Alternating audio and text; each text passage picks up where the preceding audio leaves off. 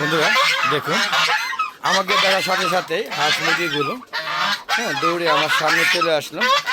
দেখতে পাচ্ছেন এই যে মরিচ গাছের পাতাগুলো, এখান থেকে লাভ দেওয়া পেরে পেরে ওরা চুরি করে খাচ্ছে। এই যে দেখুন, একটু নমুনা দেখুন বন্ধুরা, এই যে দেখুন নমুনা দেখতে থাকুন।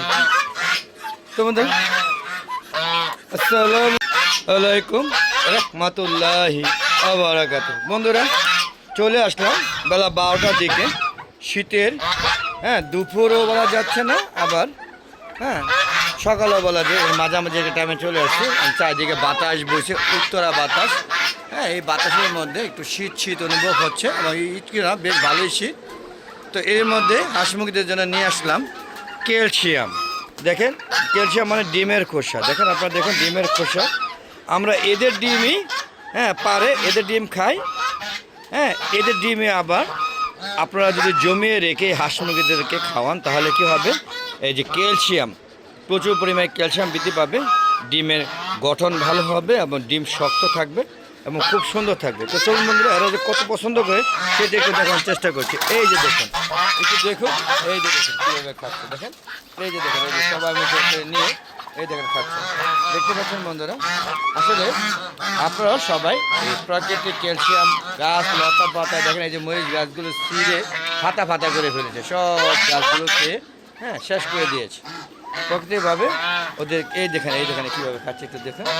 প্রকৃতিভাবে ক্যালসিয়াম আমরা খাওয়াতে পারি না, কারণ আমরা ছাদে উন্মুক্ত অবস্থা হাঁস মুরগি লালন পালন করি। তারপরও এরা এই যে পাতা, সবজি, বিভিন্ন ডিমের খোসা, এই দেখেন, এই দেখেন কীভাবে খাচ্ছে এবং ওষুধের মাধ্যমে এদের চাহিদাটা আমরা সরবরাহ করে থাকি। তো আশা করি আপনারাও এই ডিমের খোসাগুলো ফেলে না দিয়ে 2 টাকা দিয়ে লাগে। আপনার দেখুন, এই দেখেন কীভাবে খাচ্ছে, একটু দেখেন। এই দেখেন, এই যে হাঁস মুরগিগুলো এই যে ডিমের খোসাগুলো খাচ্ছে, এতে তারা যখন ডিম পারবে তাদের ক্যালসিয়ামের ঘাটতিটা পূর্ণ হয়ে যাবে এবং ডিমগুলো বড় বড় পারবে এবং ডিমের যে গঠন যেটা আছে সেটা নরম না হয়ে শক্ত মজবুত হবে। আপনারা দেখতে পাচ্ছেন।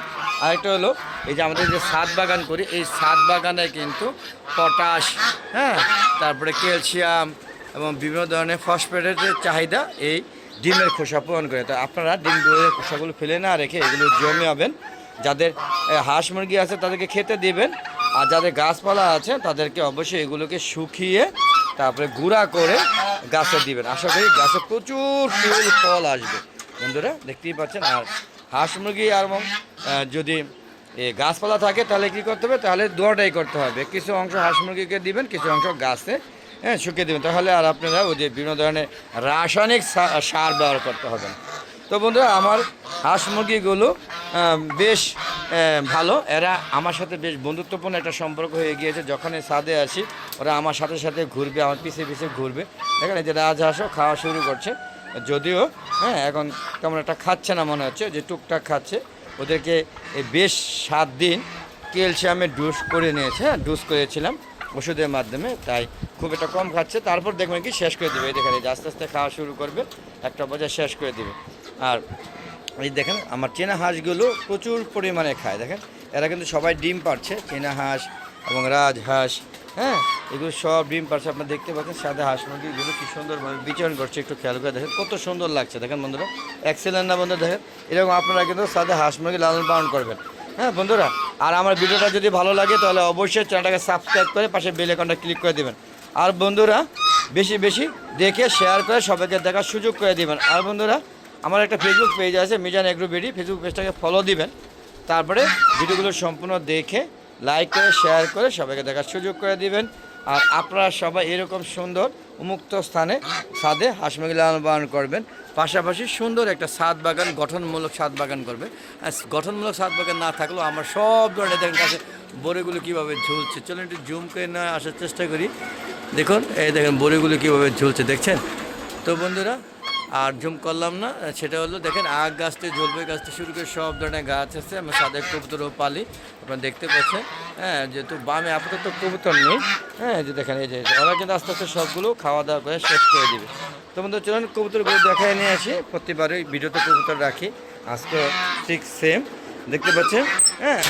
এই যে লাইট বাল্ব জ্বলতেছে, 200 ওয়াটের বাতি জ্বলতেছে। এই কারণ হচ্ছে প্রচুর ঠান্ডা আছে এখনও, তাপমাত্রা বেশ ঠান্ডা, যার কারণে বাধ্য হয়ে আমি ওদেরকে হ্যাঁ তাপের মধ্যে রাখার চেষ্টা করি, তাপমাত্রা নিয়ন্ত্রণ করার চেষ্টা করছি বন্ধুরা। দেখেন এই দেখেন এই মুরগিটা এখানে বসে রয়েছে কে লেগে আমি বুঝতেছি না। ও এর একটা বাচ্চা নিয়ে বের হয়ে গেছে বন্ধুরা। দেখেন সে ডিম না দিয়ে এই যে বাচ্চা নিয়ে ঘুরতেছে, আপনারা খেয়াল করে দেখুন বন্ধুরা। এই যে দেখুন এই যে এখানে একটা বাচ্চা নিয়ে ঘুরতেছে, অথচ ওর ডিম বসানো হয়েছে, সে এটা না করে এই কাজটা করছে। তো বন্ধুরা বাচ্চাটাকে আমি নিয়ে এই যে ডিমটা বাচ্চাটাকে নিয়ে নিয়েছি আর মুরগিটাকে বসিয়ে দিয়েছি। দেখেন কত সুন্দর কিউট বাচ্চা।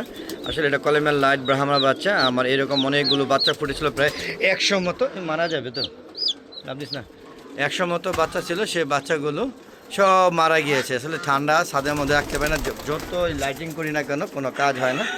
তো বন্ধুরা আপনারা দেখতে পাচ্ছেন এই যে আমার দেশি মোরগ, মোরগ এবং মুরগি। একটু ভয় পেয়ে গেছিলাম, মনে হচ্ছিলাম মানে অসুস্থ হয়ে গেছে। তো বন্ধুরা চলুন এখান থেকে বের হয়ে যায়, বেরিয়ে গিয়ে আমি ভিডিও শেষ করে দিচ্ছি।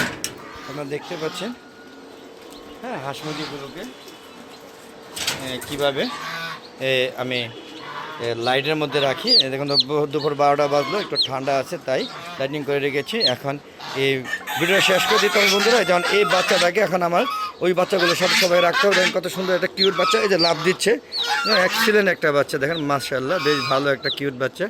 তো আপনাদের এরকম হাঁস মুরগি বাচ্চা মুরগির ডিম দিয়ে অবশ্যই মানে ফোটান, আনালে মেশিনে ফোটান। আমি কিন্তু ডিম মেশিনে ফোটাই না, মেশিনে বাচ্চা প্রতিবন্ধী হয়, তাই আমি আমার কাছে হয় না, হয়তো আমি পারি না, তাই আমি নিজে মুরগি দিয়ে বাচ্চা ফোটাই।